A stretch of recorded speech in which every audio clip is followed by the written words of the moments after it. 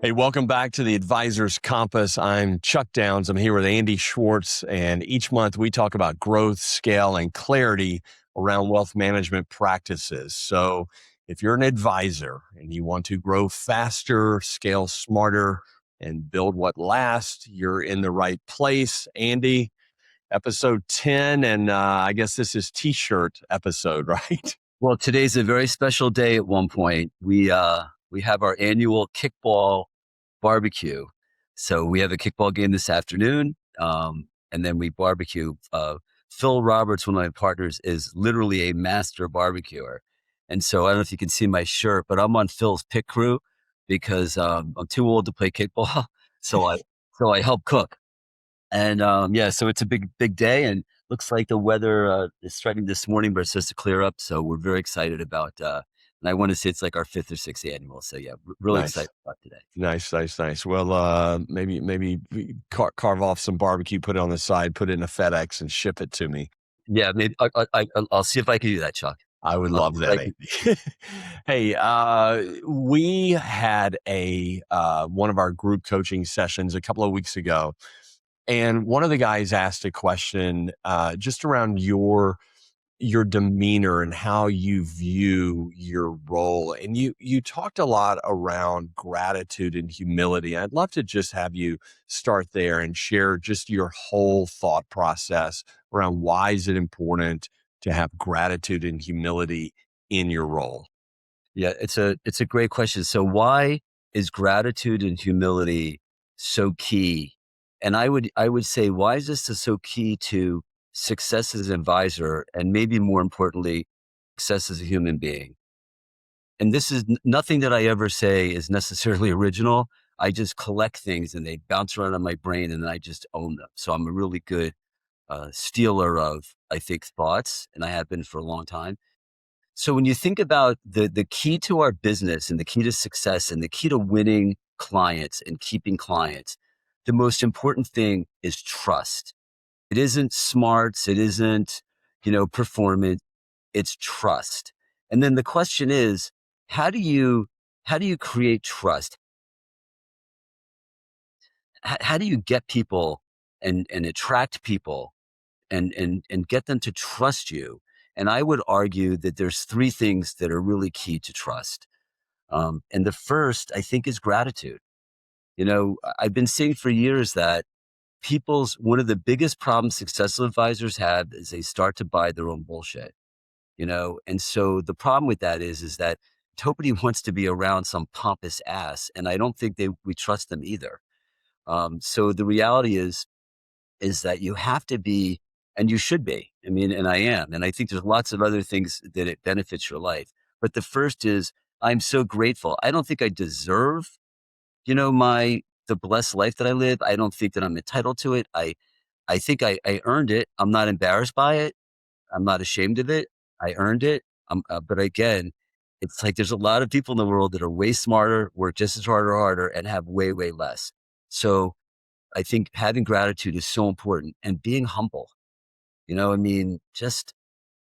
think people's natural inclination, there's a little bit of natural envy in all of us, I think. And people can be naturally competitive. And if you want to work with people that are competitive, which we do because they tend to be successful, I don't think that we want to put in their face how awesome we are and how rich we are and all the things we have. And I never understand, I'm not really on Facebook. I think someone here put some stuff out, but I don't put stuff out there that is anything above normal. I'm not trying to impress people. And again, if you're 24 years old or 23 years old and you listen to one of my old talks, and it'll say, hey, you got to fake it before you make it. And I still believe that. But there's a difference between giving people the confidence that you're not, broke and unsuccessful, but you don't have to, portray something that's totally different. And then the last thing I think that goes with that is empathy. We have to be empathetic. We have to be empathetic to our clients, to our friends, to our families. No, I mean, if you are truly grateful, then that means you recognize how blessed and fortunate you are. Well, you also have to recognize that everybody else in the world isn't necessarily as fortunate or blessed. And if you just walk by all these people every day and you're saying things and showing things, to me, it's like, first of all, you're missing something. And second, I just don't think it's a way to have a successful life, and it's not a way to build a successful business. So, that's kind of how I look at it. Not to be a better person. I'm not telling people that I'm a better person or how you should be a better person. I think it impacts our success. It really does. It absolutely has an impact on our success. So gratitude, humility, empathy, Empathy. and you said that those will create trust. I know you well enough to know that there's a high degree of authenticity. I mean, again, you don't believe your own bullshit. You don't, I mean, just the level of authenticity. Can you speak about that? And I know that I'm not asking you to brag on yourself. I mean, but Right. but authenticity, because a lot of people will hear this and they'll go to the fake it till you make it, or they, oh, this is a strategy that, okay, if I act grateful and act humble and act empathetic, well, then people are going to trust me. That's not what you're saying here. No, listen, I mean, you're my coach. So we work on this together. And you gave me this gift years ago. I wake up every morning with the same initial thought: how lucky am I? I went to the gym this morning. I did not have to go to the gym this morning. I got to go to the gym this morning. I think that way. Like, I wake up, nothing hurts bad, everything hurts. Nothing hurts bad. Nothing hurts more than is going to prevent me to go to the gym. I'm not sick, God forbid. And my first thought is how lucky and blessed I am. I mean, because we all are to a certain extent. And so, no, it's not a strategy. It's the way to live your life. But I think also, when you think about, authenticity, part of authenticity is to do what you say you're going to do. I'm a really tough guy to work for. When we make a commitment to a client and we don't do it, and it doesn't have to be a big commitment. It could just be, hey, we'll send you these documents when we're done. We'll send you a copy of our proposal when we're done, or the review when we're done. And if the client 2 days later says, hey, I never got a copy of that, that really, really bugs me, because we have to do what we say we're going to do. Because if we don't, then how can people trust us? They have to know, that we are 100%, and we stand behind everything that we say. And if something goes wrong, and it was our fault, we pay for it, because that's the way it has to be, you know? And so anyway, but yeah, I think, I think if you can wake up every day and you can say to yourself, how lucky am I? How grateful am I for my life, no matter what's going on in your life? It's really, really difficult to have a really, really bad day. If you wake up in the morning and you think about and listen, we all have stresses, we all have issues. I was up at 4 this morning thinking about like 3 or 4 things that we're working on, and I had difficulty going back to sleep. I mean, I'm not sad about it. I'm just thinking about it. I'm just working on it. I'm just, maybe more excited than anything. But with that said, if I woke up in the morning and I thought about all of the things that were wrong in my life, I just don't think I'm going to go to work in the right mindset. I don't think I'm going to be the person that people want to be around. And I don't know whether we said this in a coaching session, Chuck, or maybe in one of our podcasts, but, remember that you want people to want to be around you. Really, really important. You don't want to be some braggadocious, arrogant asshole, because if clients don't want to meet with you, it's very difficult to get referrals. It's very difficult to get more money from them. It might even be very difficult to keep them. And so again, like a client said to me yesterday, we've been working together for a long time. And she said, you're always so positive. Yeah, I hope so. And I hope you are, because nobody wants to get on the phone with someone that isn't positive, or nobody wants to be on a Zoom call or be in a meeting or have lunch with someone that isn't positive. And sometimes, you have to coach yourself into it. Sometimes you have to pick yourself up and say, okay, I have some challenges today. This isn't going well. Markets are going down. I lost a big client or whatever, but you have to get past it. And you have to coach yourself back to what's important. And we've got to present ourselves. When we get in front of clients, we have to show up as someone that they want to spend time with, someone that they feel like, yeah, that's my advisor, and I always enjoy my conversation. They should always feel better after they talk to you. They should never feel worse. And I'm sure for a lot of you, and the ones that are successful, I'm just telling you something that you already know. and you already do, but I think it's really, really important. Well, I think it's a great reminder, and again, it's a lot of people have heard this. Maybe most people have heard it. What I like to focus in on from that standpoint is when we wake up and we're feeling fear or worry or stressed out about something, that's kicking our brain into that fight or flight mode. And so our brain is releasing the chemicals of dopa, or rather norepinephrine, cortisol, and adrenaline.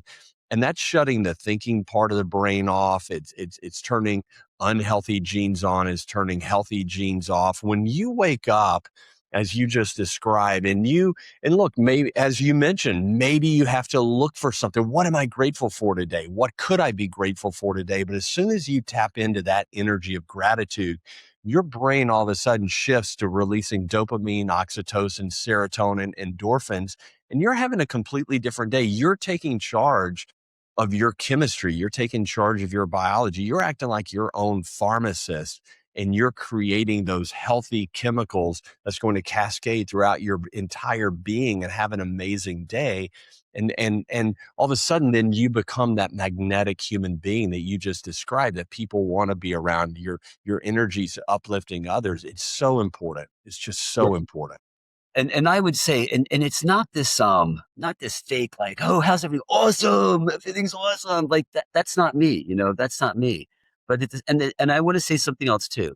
It's normal, it's natural, it's fine to have fear. It's fine to have a bad day. It's fine to have something that kind of knocks you off your bike. That's okay. But here's what I would say. It's okay for about 2 minutes. So something bad happens, you get a bad call, you didn't get the case, client fires you. You know, I got one out of the blue last week. New husband, whatever, combining, and I'm the loser of the deal. And I was shocked. I mean, it literally it knocked the wind out of me, and it knocked the wind out of me for about 3 minutes. Which is probably about 2 minutes longer than it should have, because it really doesn't matter anyway. But then I have mechanisms. Everybody needs their own mechanisms. I don't want to tell you what those mechanisms should be for you, but I know what they are for me. I immediately go back to the videotape of how grateful and blessed I am. And I have certain things I think about whenever I'm not feeling the way I should. So it's natural. We all do it. And listen, sometimes I might go into a 1 minute, sort of negative thought process, 3 times in a day, depending on what's going on. But the key to, I think, success and healthy and is knowing when you're there, and then knowing how to get yourself out of it. That's the key. And if you don't, give Chuck a call. He'll help you. He'll give you some help on that. Y- it's what you just described is what I like to call the neon flashing signs. We've got to have that story. We've got to have that belief. We've got to have that, maybe it's a mantra or a vision that we can turn to, that takes our mind away from that negative and turns it over to that positive, and just keep running with it. So that's a great reminder, Andy. Let's pivot for a minute, and let's go to another conversation that you had 2 weeks ago in that session. And you were talking about we've got a couple of young guys in this group, and you were talking about how you would, if you were in their shoes, you would talk to them about, with their older clients, talk about taking you the whole way. So I love that. Give us just some insights on that as it relates to young advisors. This is a good moment to pause and share something that we've been building. It's called the Playbook for Wealth Advisors. If you've built a successful practice, but you still feel like too much runs through you, then this is for you. The Playbook is the framework behind many of the conversations we have on this podcast: how to think like an owner, create real leverage, and grow without sacrificing your time, energy, or relationships. Most advisors don't need more ideas. They need a clear way to structure what they already know. And that's what the Playbook provides. You can learn more at epicsuccess.com/playbook. Let's get back to the conversation. So for young advisors, I think the question for young advisors, hey, I'm 24 years old, I'm 25 years old. Why would an older person, successful person, work with me because I'm too young? And what I say to them is that your unique advantage when you're like 30 years old or 28 years old or even younger, really you have two unique advantages. One, no matter how little you know way more than they know. So don't be so insecure, for sure. You might have to fake it a little bit before you make it again. But don't be so insecure because you do know way more. It doesn't matter how successful they are. They may not know anything about finance. They're busy. They know their businesses. So that's the first thought. Don't be afraid because you do know more and you have resources. So use your resources. But here's your advantage. Your advantage is that you can take them all the way. And not only can you take them all the way, but what you should be saying to them is, Chuck, you want to work with me, and maybe Chuck is 60 and I'm 30. But Chuck, you want to work with me because one, I have the resources. And so I know I'm only 8 years in the business or 10 and, whatever. They don't have to know you're 30. You can pretend you're 33, 12, whatever. No one's checking your resume. But I can not only take you to the finish line, but I can take care of your children. And so that to me is a huge advantage. And then I want to turn this upside down now. And if you're 60, you're 58, you're 65, and you're listening to this, and you're talking to clients and you're talking to prospects, I always have a very, very smart young 30 something on every Zoom call with me, because if they're not saying it to you, they're thinking it, and they're thinking a couple of things. One, you're 60, presumably you're successful. One thing they might be thinking is, how long are you going to do this? Because I know you're successful and you don't have to work till you're 80. And then the second thing is, what if something happens to you and who's going to take care of me and maybe my family? So I have that 30 something, with me because that's her job. And if anybody, when I introduce her, I always talk about how much smarter she is than me, which is quite frankly true. I'm still a little bit more experienced and, I listen better, but we're getting better. So I mean, it's a process, she's getting good training, but at the end of the day, I explain to them that she's here because I not only want to get you to the finish line, but I want to make sure that we can take care of your children. And so if you're 60 and you're finding that you're having difficulty growing your business, one of the reasons that you might be having difficulty growing that is your clients might love you, but if you don't have somebody else with you, we call it a second seat or whatever you want to call it, a partner that's younger, much younger, that might be holding you back. And so I would say it goes both ways. And then what happens, you can let these young, and again, we've talked about this in the past, Chuck. If I've got a client that's over 65 and it's a file, a client that I would not want to lose, I have their children. I have their children. Now, I don't want to talk to a 32-year-old about their $200,000 account particularly. I don't even want to talk to them about their $1 million account, but I want the count. And that's her role.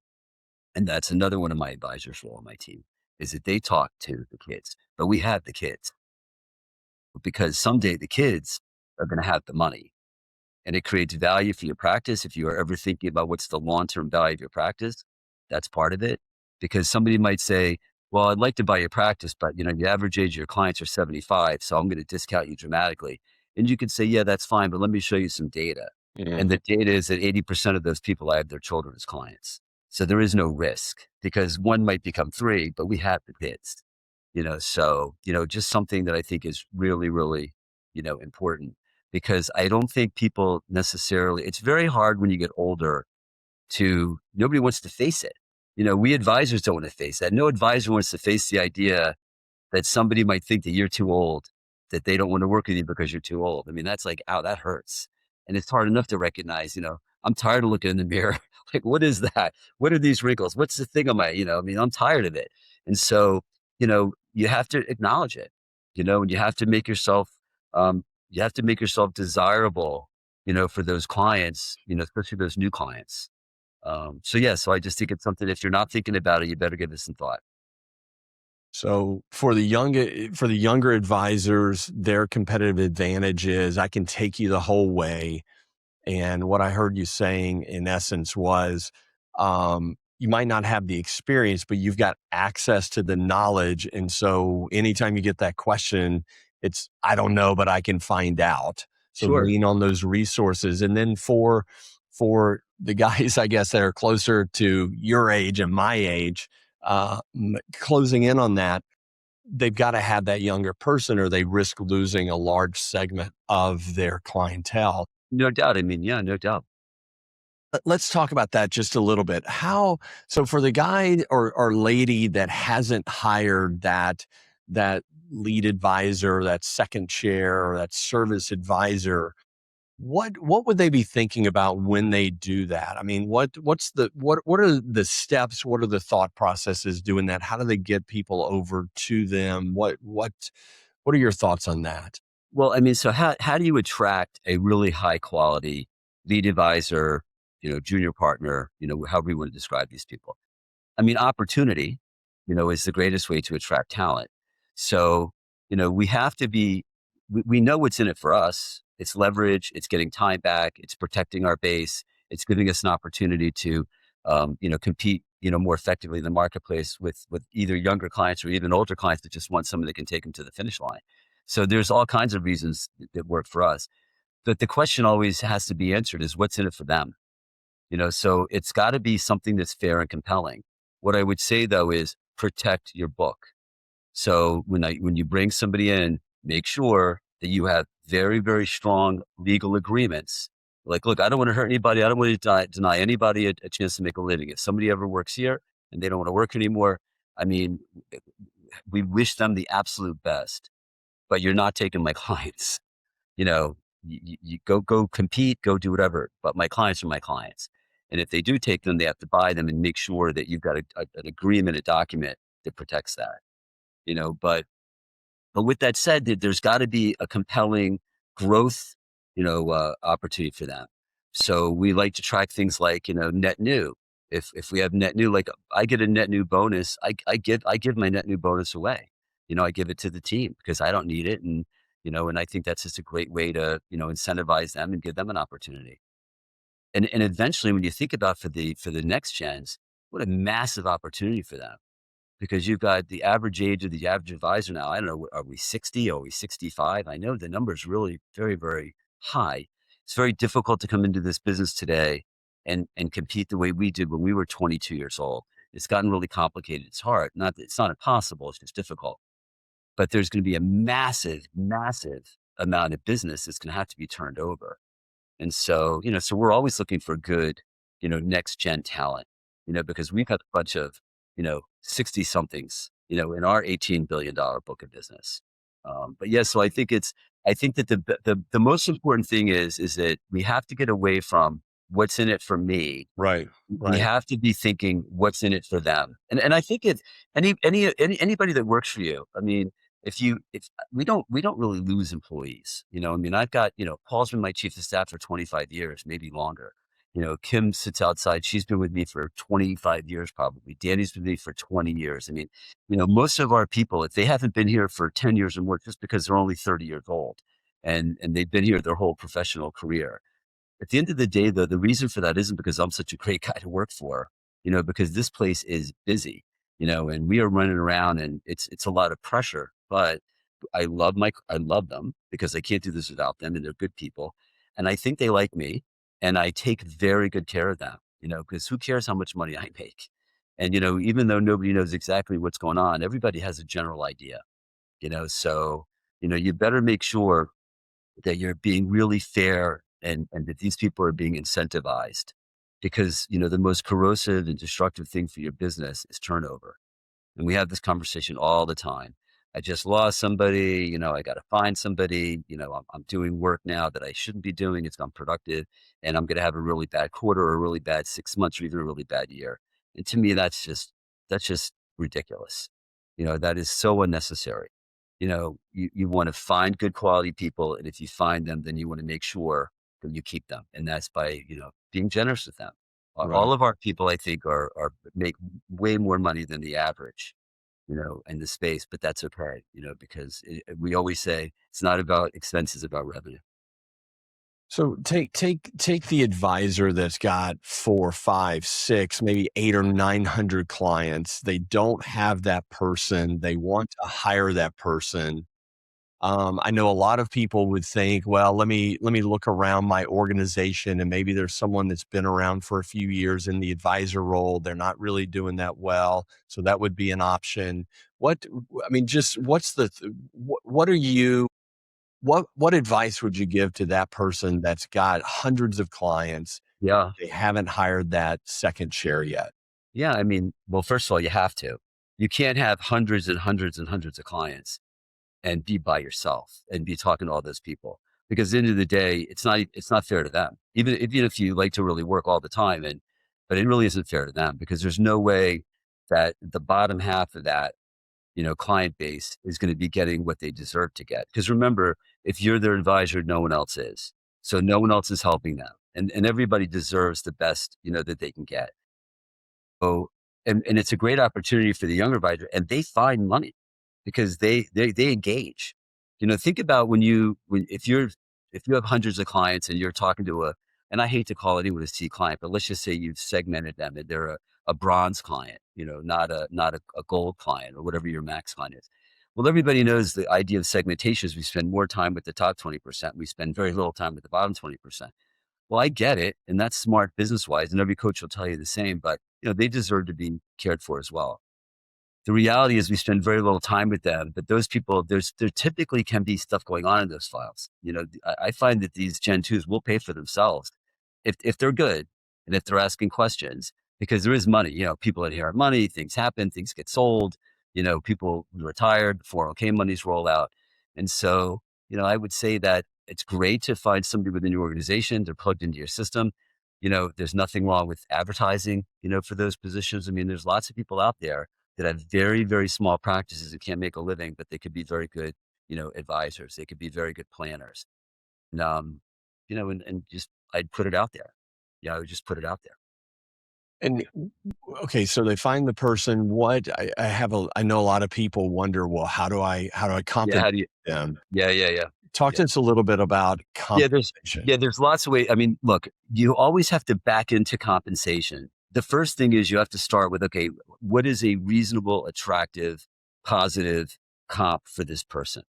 Look, I have a very big book. So we could say, I give them this percentage of the book I give them, but your percentage would have to be higher. So there's no magical percentage. What I always do first is, okay, when I get started, what do I want to start with?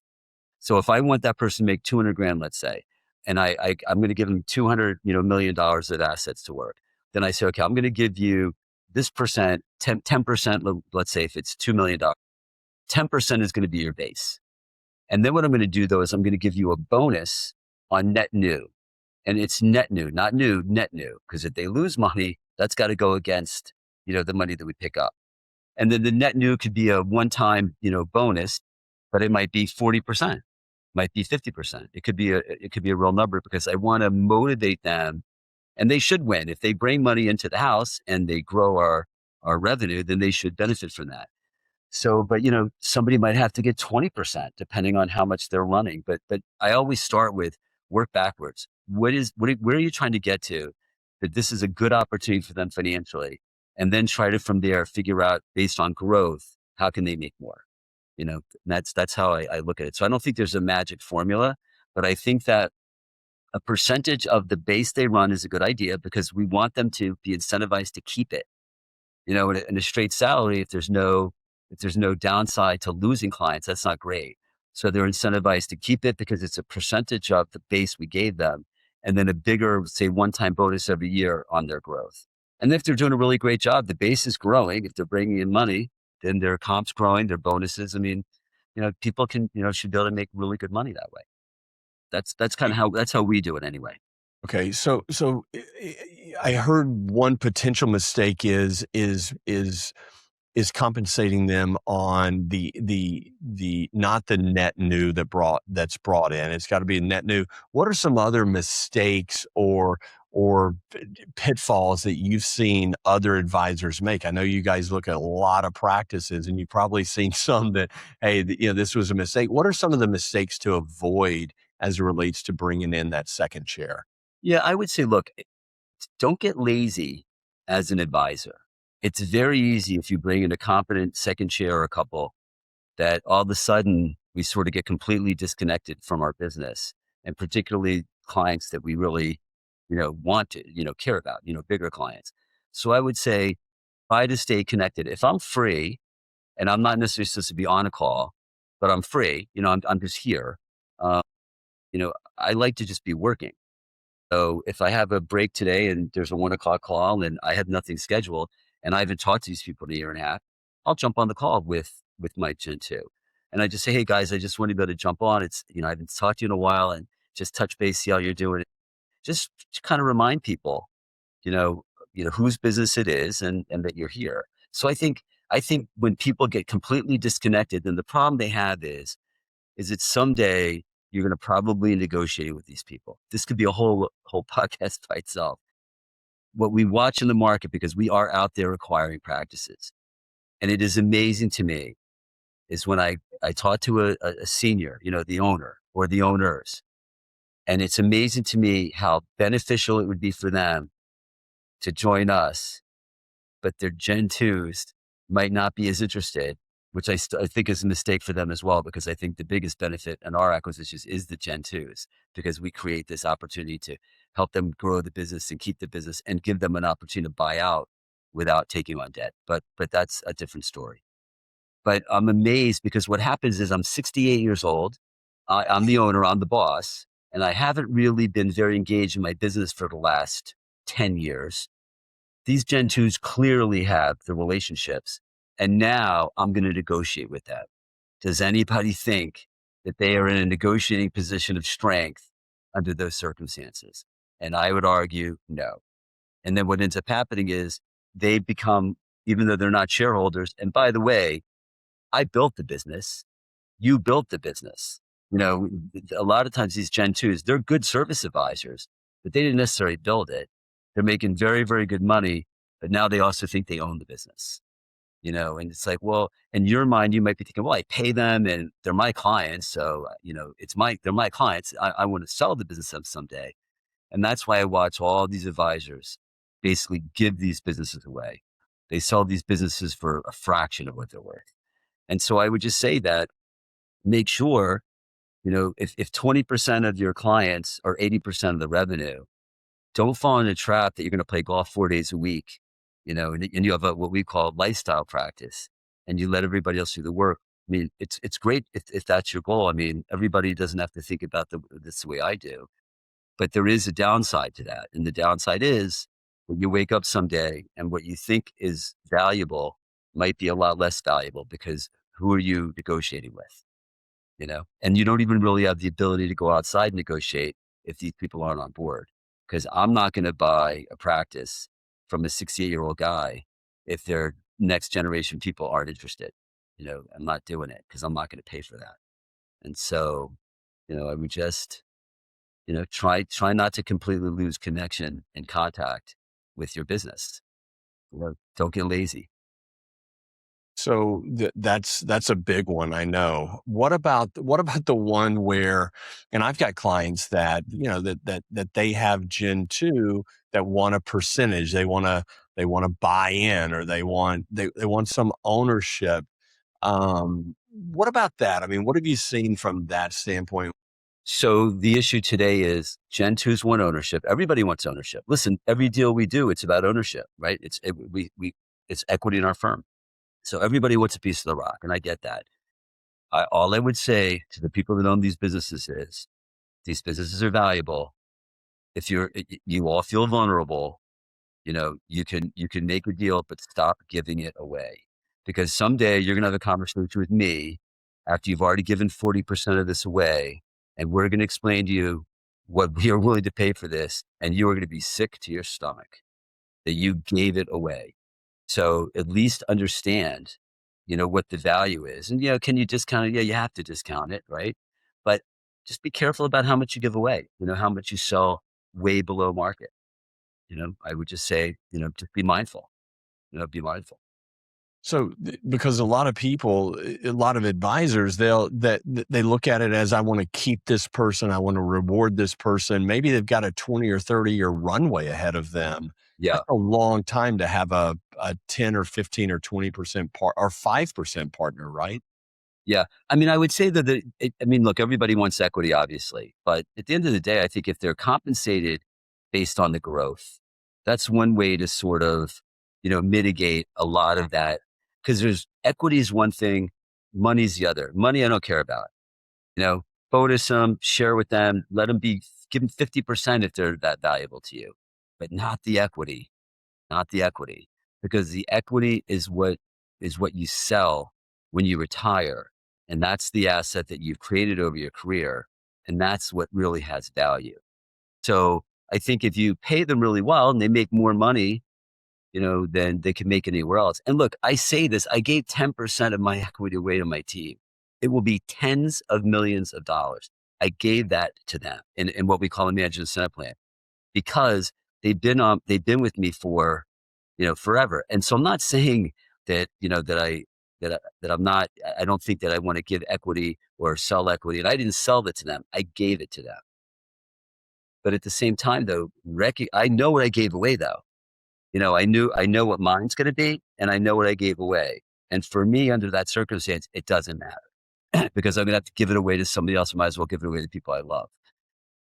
You've got Chuck. Well, and you did that in your 60s. You didn't do that in your 30s or 40s, Correct, right? correct. And I did it. I did it after I had already known exactly how to value this, what it's worth, and what I was giving away. I didn't give away something for $1 million that's going to be worth $20 million. I knew what it was worth. And it's worth a lot, but I know what it is. I know what I'm giving away. I was a, I was a informed, you know, buyer, seller, giver, awayer, but I knew exactly what I was giving away. And I just think that what we do is we operate out of fear of losing these people. I mean, we have these conversations with advisors all the time, and a lot of them feel like they're being held hostage by, these people. And I'll tell you the crazy thing. Forget about the Gen 2s. They're giving equity or selling equity to their operations people. Like, what? Pay them really well, pay them a bonus percentage. We do not have to give equity to operations people. But the problem is we're running around. We have so little understanding of this. And then we feel like we're being held hostage. And then all of a sudden, I'm talking to somebody who's got call it a COO, whatever that means, and a compliance person. And both of these people have equity. And I'm like, what are you doing? Like that just doesn't make any sense to me. Pay them more or find somebody else, who can pay more. Would you agree that most people that have fear of their team leaving or of one or two key people leaving, it's because they're underpaying them, because if they I were would think, paying them. I would think, I mean, look, and again, I want to go back for a second. So something we did our what we call our compass, our strategic compass. So third quarter, setting our goals. We reviewed second quarter, third quarter. One of the things that has not been announced yet, I want every employee at one point to have phantom equity. It was a little bit of a fight, but I typically win my fights. And again, because in my mind, and look, they'll have to be here when a recap happens, they can't come in for a year. But because in my mind, everybody on the team should win if there's a big win. Now, again, it's a big number, but it's a lot of people, but for me, it's, maybe, I mean, I'm the biggest shareholder. Maybe it costs me, I don't know, 1% of my number, whatever it is. It's not, it does, but I know what it is. I can do the math. So I'm a big believer that everybody should have some skin. Everybody should benefit, but that could be phantom equity and bonus. I've operated with Paul Magistro for 25 years that way. Now he's a 7-figure income. So it's obviously worked. Now, because as I think about someday I won't be doing this, there's going to be a massive amount of value that he should benefit in that. And that's why I gave them equity. But at the end of the day, he was never going anywhere. I never even thought about this thing having value, but because he made a substantial amount of money, which he earned every bit of it. So to me, yeah, people are insecure because they can go somewhere else and work for maybe a nicer person and make more money. And I can't do anything about the nicer person part, but I can, at least make it difficult, because I pay them.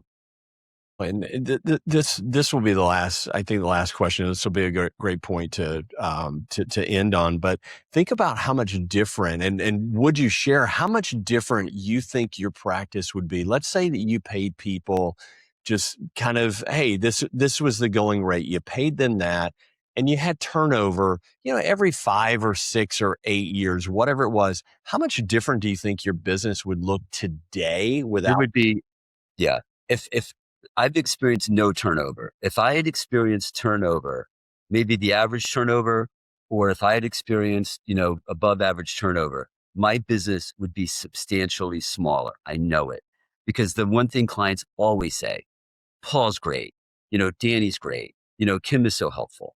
I love your team. I love your team. I don't ask for it. I don't say, hey, how are we doing? What do you think of Paul? What do you think of Danny? What do you think of the team? It's always the same. Your team is great. Everybody gets right back to me. Everybody's so nice. Everybody's so helpful. And I'm like, and then sometimes I say, well, they better be. That's their job. But yeah, no, but we love our team.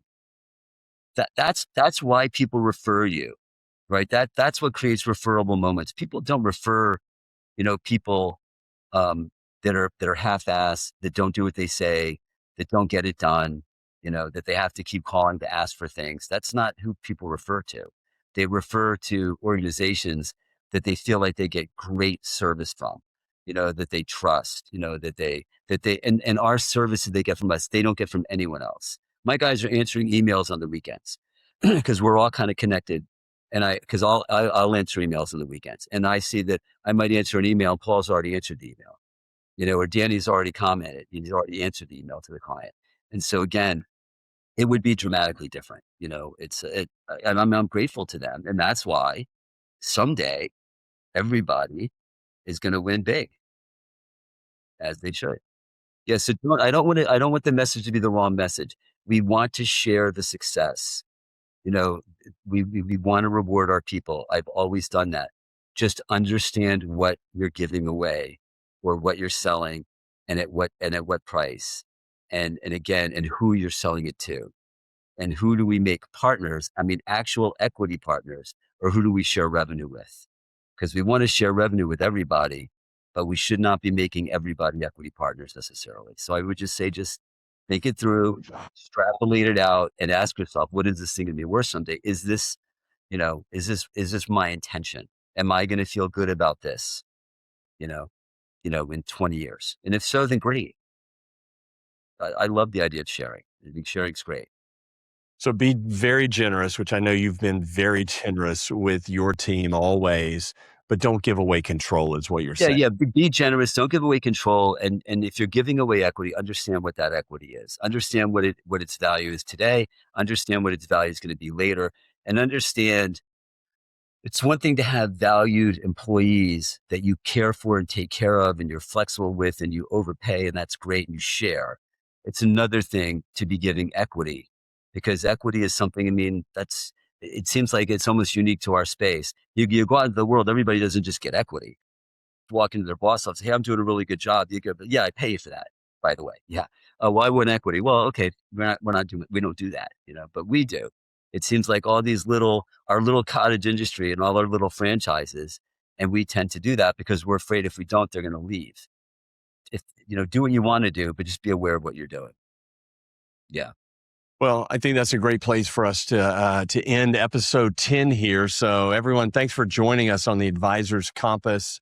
If today's conversation gave you clarity, or if it sparked a new idea, we'd love for you to subscribe so you never miss what's next. And if you'd like, share with another advisor who would also benefit from this conversation, because when we're able to grow faster, scale smarter, and build what lasts, you're able to create clarity every step of the way. Andy, it's always a pleasure. Great seeing you. Great seeing See you all too, next time. Talk to you soon. Talk soon. Bye-bye. Thanks, everyone. Herein referred to as One Point BFG. One Point BFG is not affiliated with Advisor Compass. Chuck Downs is not affiliated with One Point BFG, nor compensated by One Point BFG. The opinions expressed by Andy Schwartz are my own personal views and experiences as an investment advisor representative. The information contained herein is provided for informational and discussion purposes only and is not and may not be relied on in any manner as legal, tax, accounting, or regulatory advice, nor does it constitute an offer to sell or solicitation of an offer to buy any securities and may not be used or relied upon in connection with any offer or sale of securities. The information, as set forth herein, should not be construed or interpreted as One Point BFG's guarantee of any particular investment outcome or guarantee of future investment returns or results.